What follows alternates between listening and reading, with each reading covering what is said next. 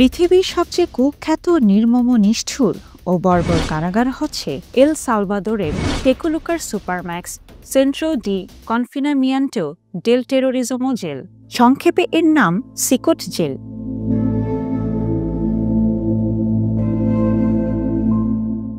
এই জেলের কয়েদিরা থাকে মুরগির মতো খোপে। তাদের ন্যূনতম যে মানবাধিকার পাওয়ার কথা তারা তার তিল পরিমাণও পায় না। উপরন্তু প্রতি মুহূর্তে তাদের উপর চালানো হয় অবর্ণনীয় নির্যাতন, যা শুনলে পাষাণের চোখেও পানি আসে। তাই এই জেলকে বলা হয় পৃথিবীর দোজখ। মানবাধিকার সংগঠনগুলো এর নাম দিয়েছে আধুনিক সভ্যতার ব্ল্যাক হোল। বিশ্ববিখ্যাত পত্রিকা ডেইলি মেল গত 17 মার্চ 2025 তারিখে কারাগারটি নিয়ে একটি সারা জাগানো রিপোর্ট প্রকাশ করেছে। রিপোর্টটি প্রকাশের পর বিশ্বজুড়ে হইচই পড়ে গেছে। রিপোর্টে বলা হয়েছে, কারাগারে অত্যাচারের মাত্রা এমন ভয়াবহ যে কয়েদিরা বাঁচতে চায় না। সারাক্ষণ তারা নিজেদের মৃত্যু কামনা করে। বিনা চিকিৎসা ও অত্যাচার সহ্য করতে না পেরে গত 2 বছরে 363 জন কয়েদির মৃত্যু ঘটেছে। ডেইলি মেলের রিপোর্টে উল্লেখ করা হয়েছে, কারাগারে কেউ একবার প্রবেশ করলে তাকে আর বাইরে বের হতে দেওয়া হয় না, এমনকি কারাগারের ভেতরের খোলা জায়গায়ও না। 24 ঘন্টার মধ্যে 23.5 ঘন্টাই তাদের রুমে আটকে রাখা হয় এবং পায়ে শেকল পরে মাত্র 30 মিনিট কারাগারের করিডোরে হাঁটাহাঁটি ও ব্যায়াম করার সুযোগ পায় বন্দীরা। কয়েদিদের শোবার জায়গা স্টিলের ফ্রেম দিয়ে তৈরি।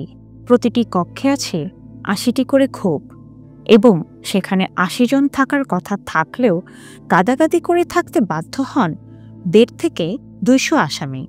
বন্দীদের ঘুমানোর স্টিলের সেই খোপে শোবার জন্য কোনো গদি বা তোশক নেই, তবে প্রত্যেক সেলে আছে 2টি টয়লেট এবং 2টি বেসিন। টয়লেটে সবসময় লাইন পড়ে। প্রায়ই অনেকের নষ্ট হয় কাপড় চোপড়। সেগুলোতে কোনো জানালা এমনকি ভেন্টিলেশনের ব্যবস্থাও নেই, তাই ভেতরে কোনো বাতাস ঢোকে না। দিনের বেলায় কক্ষের ভেতরে তাপমাত্রা 95 ডিগ্রি ফারেনহাইট বা 35 ডিগ্রি সেলসিয়াসে পৌঁছায়। শরীর পোড়া তাপে কয়েদিরা মৃত্যু যন্ত্রণায় ছটফট করে। দিনটা কোনো মতে পার করলেও রাতে তারা চিৎকার করে কাঁদে। ডেইলি মেল জানায়, কয়েদিদের ঠিকমতো খেতেও দেওয়া হয় না, এমনকি পানির জন্য একটা গ্লাস পর্যন্তও নেই। পশুর মতো প্লাস্টিকের ব্যারেল থেকে তারা পানি খায়। এই জেলে একবার ঢুকলে আত্মীয় স্বজনের সঙ্গেও দেখা করতে দেওয়া হয় না। জটিল অসুখেও তারা চিকিৎসা পায় না। রোগে শোকে তারা ধুকে ধুকে মারা যায়। এই অবস্থার মধ্যেও বন্দীরা শান্ত ও মাথা ঠান্ডা রাখার চেষ্টা করে, যদিও পুনর্বাসন বা ভালো আচরণের সাথে সভ্য সমাজে তাদের ফিরে আসার কোনো আশা নেই। কারাগার সম্পর্কে এপির পর্যবেক্ষণ উল্লেখ করে ডেইলি মেল জানিয়েছে, সমাজে ফিরে আসতে তাদের জন্য কোনো কর্মশালা, শিক্ষামূলক কর্মসূচি কিংবা প্রায়শ্চিত্তের কোনো সুযোগ নেই। মানবাধিকার সংগঠনগুলি এই কারাগারকে অ্যাডলফ হিটলার এবং নাৎসিদের কনসেন্ট্রেশন ক্যাম্পের সঙ্গে তুলনা করেছে। বিচারের জন্য কয়েদিদের কখনো আদালতেও তোলা হয় না। বিচার চলে ভিডিও কনফারেন্সে, অর্থাৎ বিচারক বন্দীদের সাথে শুনানি করেন ভিডিও কলের মাধ্যমে। কারাগার পাহারা দেওয়ার জন্য 800 পুলিশের একটি দাঙ্গা বাহিনী আছে। সশস্ত্র অবস্থায় তারা করিডোরগুলিতে টহল দেয়। বন্দীরা গোপনীয়তার অধিকার থেকেও সম্পূর্ণ বঞ্চিত, কারণ সিসিটিভি ক্যামেরা দিয়ে 24 ঘন্টা নজর রাখা হয় তাদের ওপর। এমনকি বাথরুমেও লাগানো আছে সিসি ক্যামেরা। বন্দীদের যখন কারাগারে আনা হয় তখন সবার মাথা ন্যাড়া করে দেওয়া হয়। অনেকে চুল ফেলতে চায় না, তখন কয়েকজন মিলে তাদের ধরে মারধর ও শারীরিক নির্যাতন করে কারারক্ষীরা। জোর জবরদস্তি করে ফেলে দেওয়া হয় মাথার চুল, এরপর পরতে দেওয়া হয় হাফ প্যান্ট। ন্যাড়া মাথায় লাইন ধরে মাথা নিচু করে সেলের ভেতর নিয়ে যাওয়া হয় কয়েদিদের। সেলের ভেতর তারা হাফ প্যান্ট পরেই থাকে। কারাগারটিতে ধারণ ক্ষমতা 40,000 হলেও এখন আছে 20,000 আসামি। ধারণ ক্ষমতা পূর্ণ হয়ে গেলে প্রত্যেক বন্দির ভাগে কক্ষের অংশ পড়বে 23.62 বর্গ ইঞ্চি।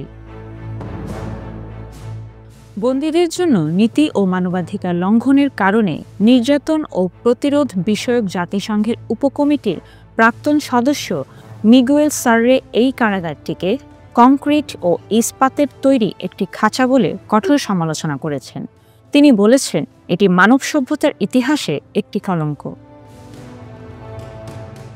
1979 সাল থেকে 1992 সাল পর্যন্ত এল সালভাদোরে গৃহযুদ্ধ বাধে। গৃহযুদ্ধ শেষ হলেও তাতে জড়িত MS-13 এবং ব্যারিও 18 সন্ত্রাসী গ্রুপ সেদেশে ত্রাসের রাজত্ব কায়েম করে।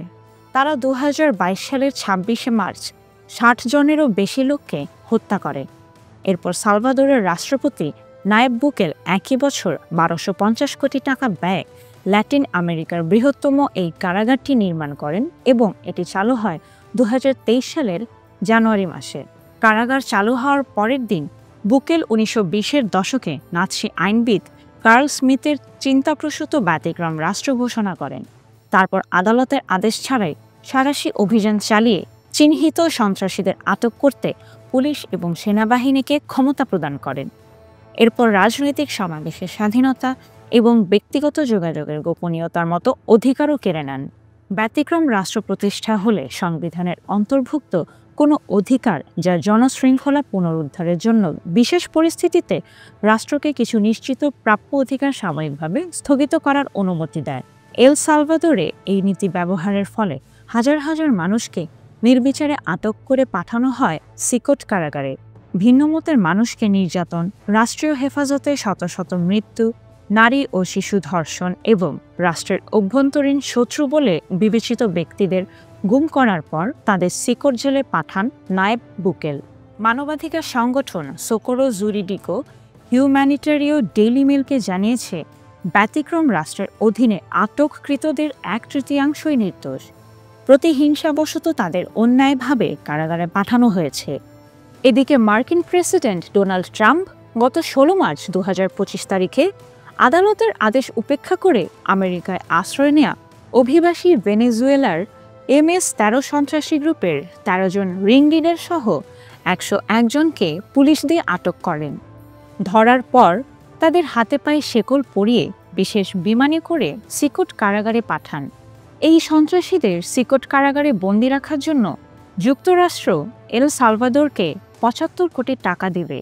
এ নিয়ে দুদেশের মধ্যে একটি চুক্তিও হয়েছে।